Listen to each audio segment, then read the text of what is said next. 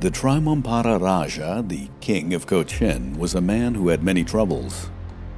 His throne was never secure, and it wasn't just the political factions that surrounded him, but members of his own family who were based in the nearby town of Edapali that were all maneuvering to seize his crown.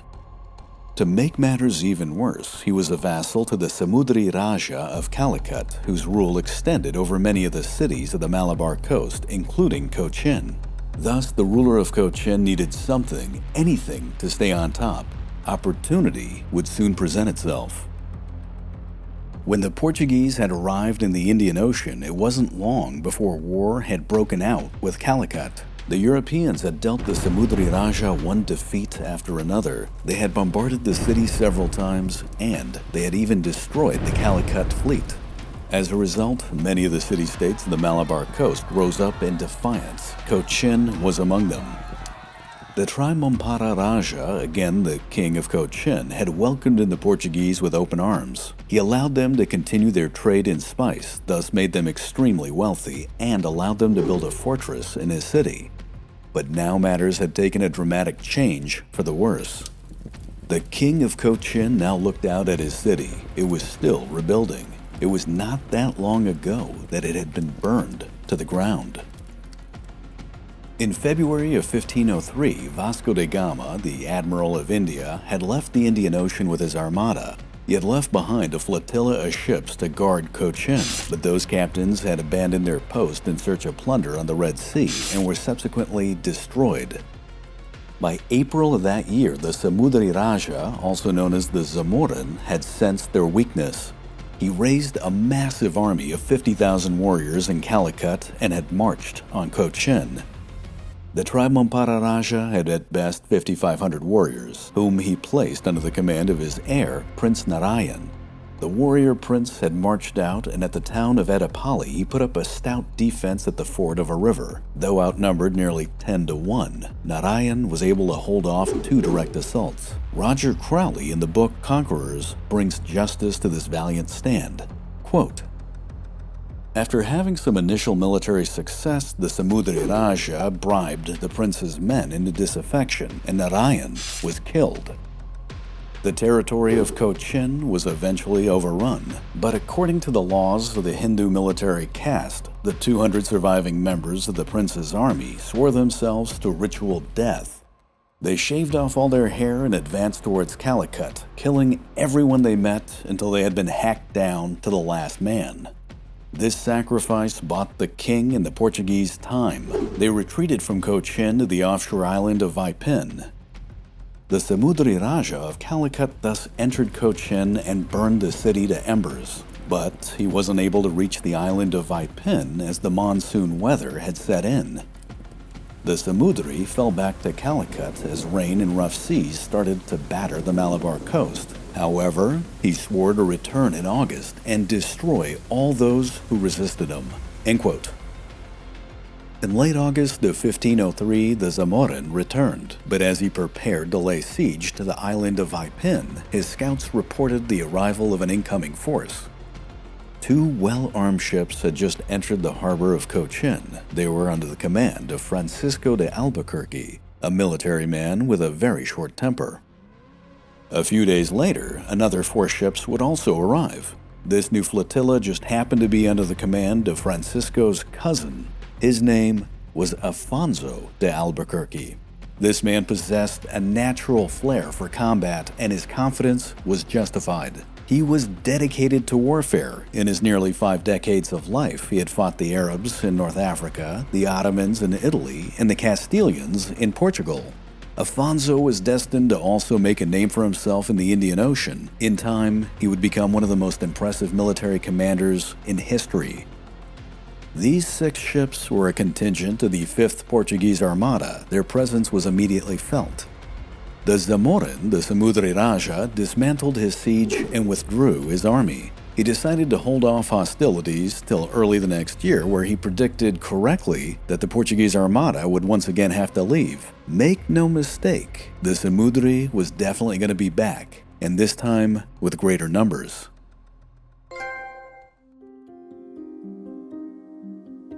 Francisco de Albuquerque immediately took the credit for, quote, routing the army of Calicut. However, all the Portuguese commanders knew that Cochin was by no means out of danger. They had to move fast. A punitive raid was launched in the Vambanad Lagoon. Villages that had helped the Zamorin were attacked and destroyed. The city of Etapali, where the rival family members of the King of Cochin lived, was brutally razed to the ground, and many of those rivals were put to death. The Portuguese, after all, were not going to take any chances with someone else coming to power in Cochin. In record time, Fort Santiago, later named Fort Manuel, was built at the mouth of the harbor. Inside of the fort, the Portuguese built their first church in India named São Bartholomew. Their message was clear: the Europeans were here to stay. Afonso de Albuquerque, meanwhile, led negotiations with the Queen Regent to the city of Colom, where spices were purchased and another Portuguese factory was to be built. However, the monsoon winds were shifting, and the time to leave was quickly approaching. In late January of 1504, the 5th Portuguese Armada departed for home. Its journey would be ill-fated. Francisco de Albuquerque hit rough weather in the Mozambique Channel and was never heard from again. Of the 10 ships that had been part of the Armada, only 5 made it back to Portugal, and those that did, including the one carrying Afonso de Albuquerque, only barely made it. However, before Afonso left, he made a decision that would forever shape the Portuguese fortune in India. Afonso had placed one of his most skilled and articulate captains in charge of the defense of Cochin. That man's name was Duarte Pacheco Pereira. Duarte Pacheco Pereira was born in Lisbon in the year 1460. He was the embodiment of a Renaissance man. He was intelligent, well-educated, inquisitive, and perfectly at home on the battlefield. The great poet Luís de Camões would describe him as the Portuguese Achilles in the epic poem Lusíadas, where he was described as having a pen in one hand and a sword in the other. Duarte seemed to have been involved everywhere in the early Portuguese Empire. In 1475, he graduated with a formal education and would go on to become the King of Portugal's personal squire, where he would become extremely well acquainted with the intrigue of the court. Later, he would be involved in various expeditions along the coast of West Africa. When he got shipwrecked in one of his journeys, he was picked up and saved by Bartholomew Diaz on his famous return from the Cape of Good Hope. In 1494, Duarte was also involved in the critical Treaty of Tordesillas, which divided the world between the Spanish and the Portuguese. In 1488, it was even hinted that he might have been the first European to have discovered the coast of South America, 2 years prior to the celebrated time of Cabral in 1500.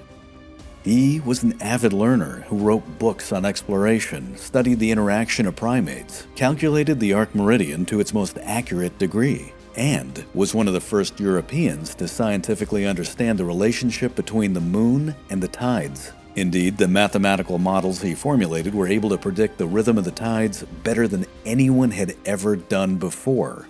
This last bit of knowledge, by the way, would one day, strangely enough, save his life.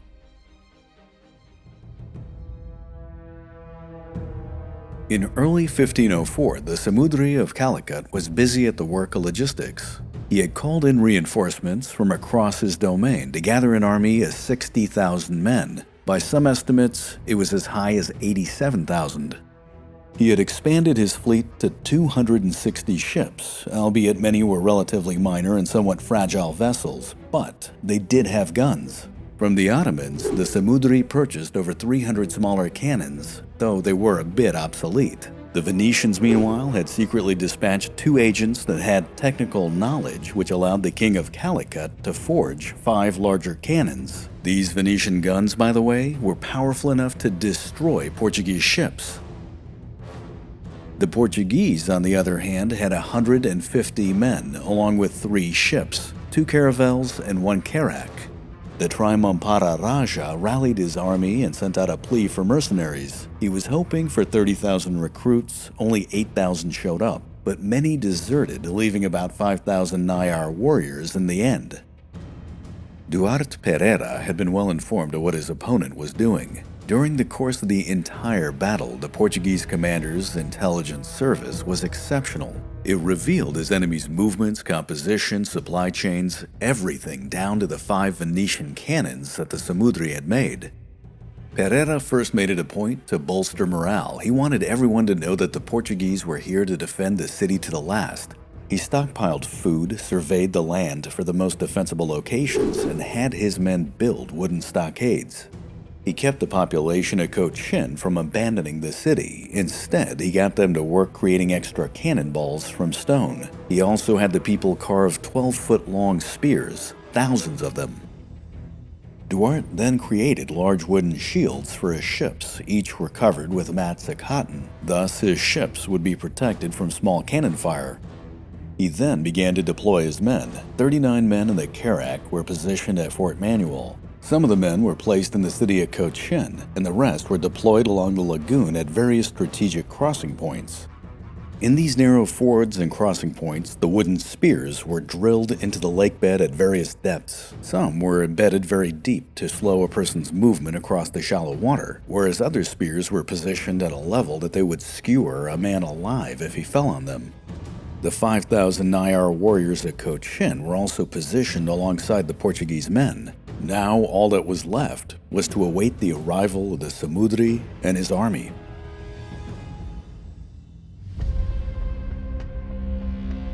On March 31st, 1504, the Zamorin of Calicut arrived. He moved in on the fort of Cambalam with the intent to cross the lagoon and advance on the city.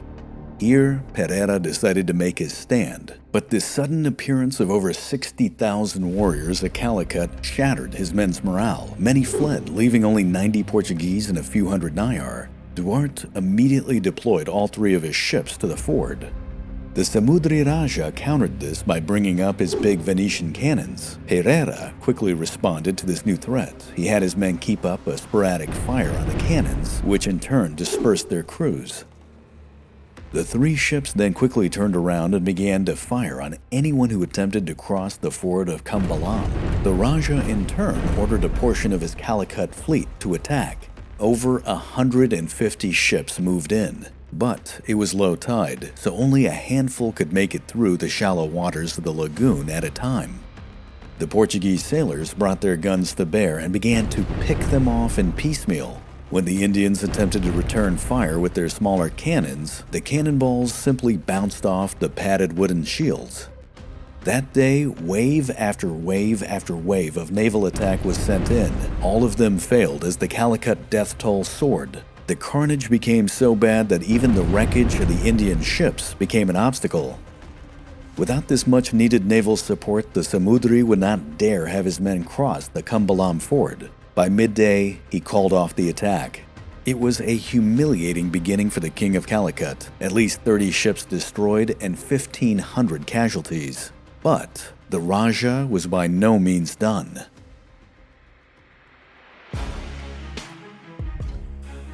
On April 7th, a week later, the Samudri Raja attacked again. His plan this time was a 2-pronged assault. The first portion was a diversionary naval attack on the city. If the Portuguese raced to secure Cochin, they would leave the pass of Cambalam open, at which time the Raja of Calicut could cross with his men and attack. Of course, it wasn't long before Duarte Pereira knew of this strategy and planned accordingly. The Portuguese commander positioned his stronger Carac at the mouth of the harbor and left his 2 faster caravels at the Cambalam ford. The Carac was soon fighting off the enemy. Pereira had his faster caravels race to assist the Carac. When the Samudri's men saw the incoming ships, they realized that they were going to be caught in a crossfire. They brought down their sails and quickly retreated. Duarte knew that the tide was going out. At low tide, the ford of Cambalam could be crossed. He had all 3 of his ships get back to it as fast as they could.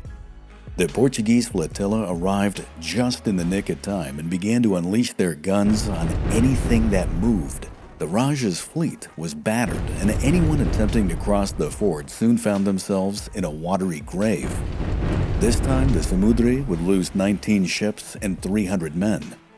Duarte wasted no time. The next day, on April 8th, he took the offensive and had his ships launch a series of attacks along the entire lagoon.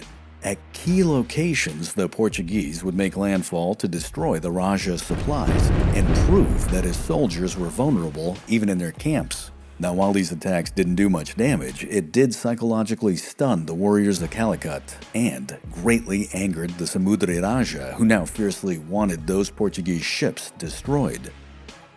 On April 9, 1504, the Zamorin redeployed his Venetian guns near the city of Cochin, where the Portuguese fleet had taken anchor. The battery of guns that were placed were heavily defended with wooden ramparts, making them impervious to bombardment. The Samudri made it a point to keep his vulnerable fleet back, hoping that his cannons could finish the job. Then, with a single command from the Raja, the cannons opened up and began firing on Pereira's ships. Now, keep in mind that these guns were powerful enough to demolish the ships, and they had the range to hit them, but their crews were inexperienced and lacked the precision to hit their targets. One volley after another fell short. Duarte commanded his men to do nothing. For several hours, the Venetian guns fired without hitting anything and without taking any return fire. This confused the Samudri and his men, who came to the decision that the Portuguese must be out of ammunition. The Venetian guns were moved out of their protective positions to get a better shot, and the Calicut fleet decided to sail in to take advantage of what seemed like an obviously golden opportunity. This was precisely what Duarte Pereira was waiting for. At point-blank range, the Portuguese fleet came to life. One volley after another was unleashed, smashing the Raja's ships to pieces. And when the wind turned to their favor, Duarte's men sailed up to the now exposed Venetian guns and utterly destroyed them.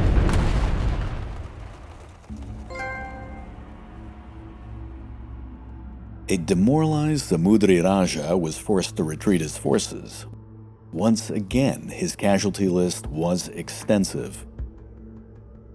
It was in late April that Duarte's spies reported that the Zamorin had taken down his camp at the Cambalam Ford and had started to march north. At first, it seemed that the forces of Calicut were done and were retreating back to their city, but soon it became apparent that they were only maneuvering into a new position at the island of Aral. The Samudri Raja had regained his nerve for battle and was now ready to unleash everything he had.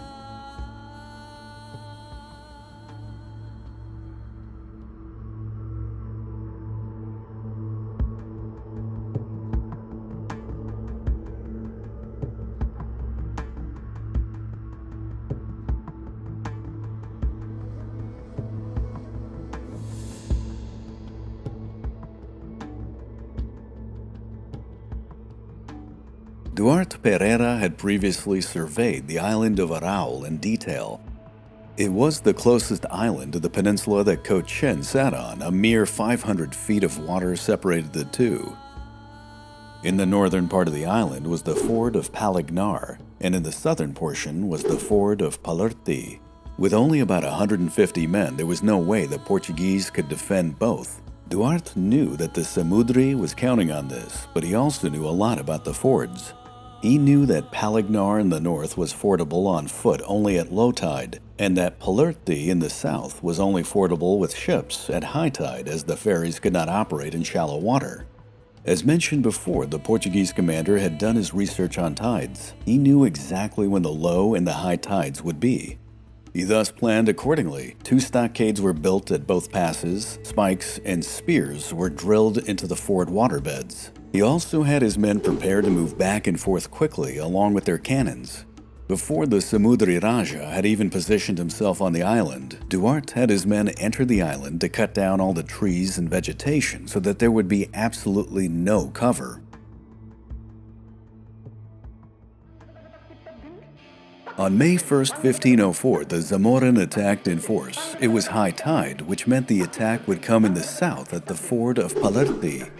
Duarte had his men ready. His ships and shore batteries began opening fire on the Zamorin's men, who were preparing to embark on their ferries. As there was no vegetation to hide in, they made easy targets. And when the Samudri's men attempted to set up their own cannons, they too were easily picked off. In fact, at certain points, the Portuguese sailors would come ashore, rush the Indian batteries, and spike the cannons to explode. The Samudri Raja's ships were once again no match for the Portuguese caravels. They were decimated by concentrated gunfire. This fighting went on for hours, and soon the tide went out. Duarte now knew it was time to shift to the northern fort of Palignar. As predicted, the Zamorin had a column of shock troops sent in, but even before they could enter the fort, they came under intense cannon fire. Those that did make it into the lagoon moved slowly. Some of these soldiers had their feet impaled on the spikes that the engineers at Cochin had drilled into the shallow waters, making them move even slower. They made little progress and took heavy casualties, but at the same time, the situation for the Portuguese and the Nayars at Cochin was becoming desperate. Many were wounded and exhausted. Supplies and ammunition were running low. It became evidently clear that the defenses that Duarte had in place were simply not enough. Now, had the Samudri Raja attacked again immediately, which he planned to do, he simply would have overwhelmed the defenders. However, that very night, gale-force winds and heavy rain struck the battlefield. Nobody could move. What's worse, a massive cholera epidemic broke out in the Zamorin's camp. In the course of the coming week, cholera would claim over 10,000 men. That week gave the Portuguese time to greatly strengthen all of their defenses, larger stockades, more spikes in the water, and rest for the men. They were gonna need it.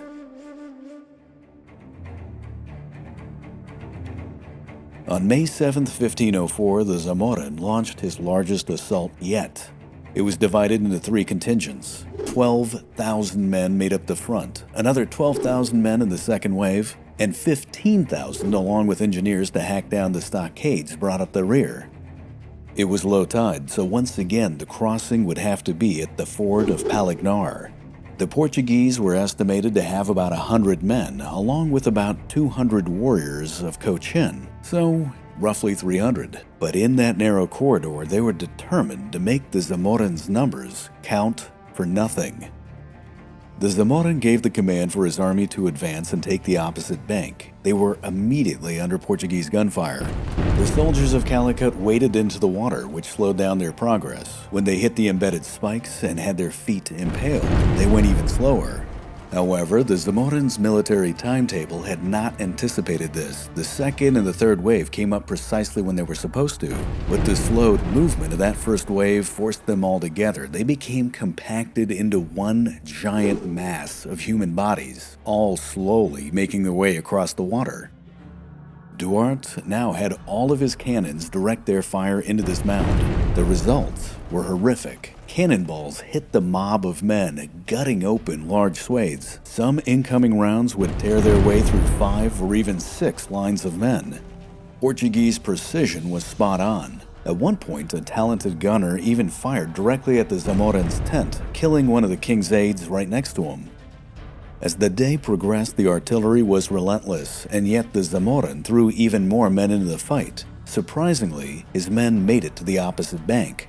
There they had to overcome a stockade, but some of the defenders abandoned their positions and ran for their lives. It would seem that the Zamorin had achieved his goal. But then the tide came in and stopped all progress. The warriors of Calicut were now reduced to swimming back in the middle of cannon fire. This attack would be one of the most costly defeats the Samudri had to endure, but he knew he had come within a hair's breadth of victory. Analyzing everything that had happened, the King of Calicut now came up with one final plan to crush his enemy.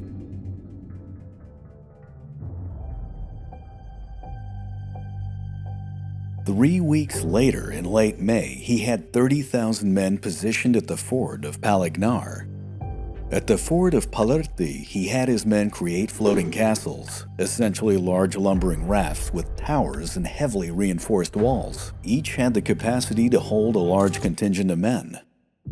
At high tide, he had his castles begin drifting across the water, spearheaded by fire barges.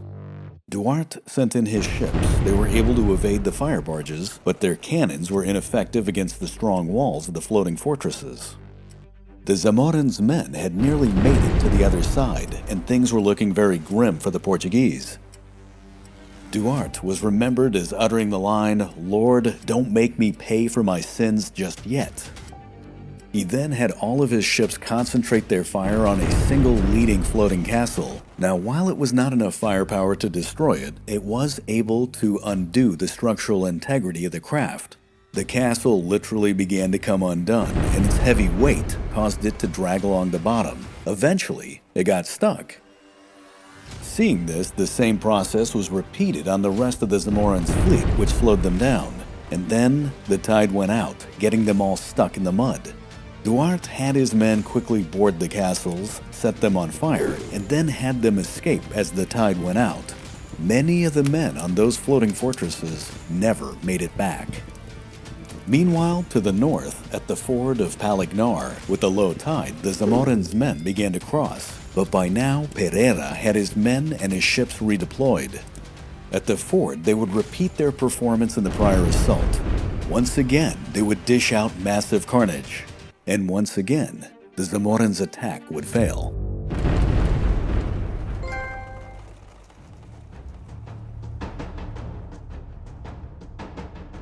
That day, the Zamorin had the greatest number of casualties of any assault.